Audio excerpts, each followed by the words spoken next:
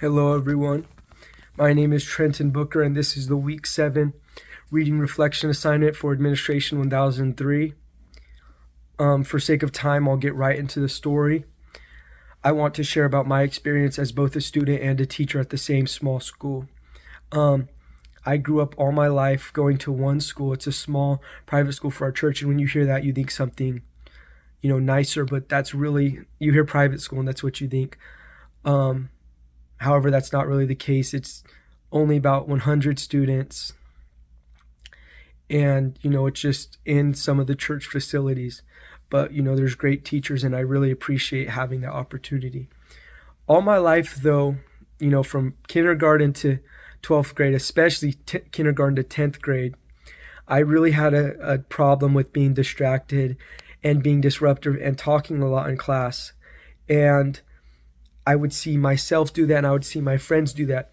And I had some friends who were very good kids. They were the type who helped people. They were always helping the teachers outside of class.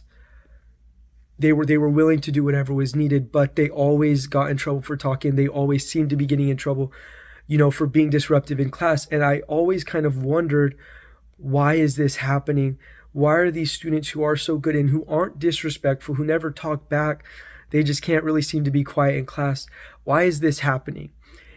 And so when I came back to this school as a teacher, that really was my focus. And obviously I can only be a teacher. I teach an elective class right now because I'm not able to teach major classes until I get my bachelor's degree at least. And so I'm teaching a biblical studies class right now.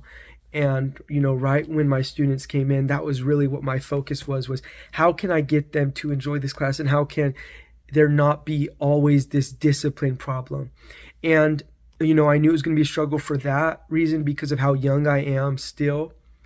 In fact, I'm teaching some of my younger friends, my younger siblings. So that's been very interesting. But my class has been very good, and there's kids who are really engaging. And the lessons I've learned from this is, first of all, there's two things I've learned. First, what you see and what you focus on is what you'll get. I feel like a lot of times the teachers in the classes would focus on the disruption and would let it control the classroom. For example, if one little thing happened, they would point that out and stop the entire class. And so that's what would happen. Disruptions would be happening all class long. But if you focus on someone doing well, then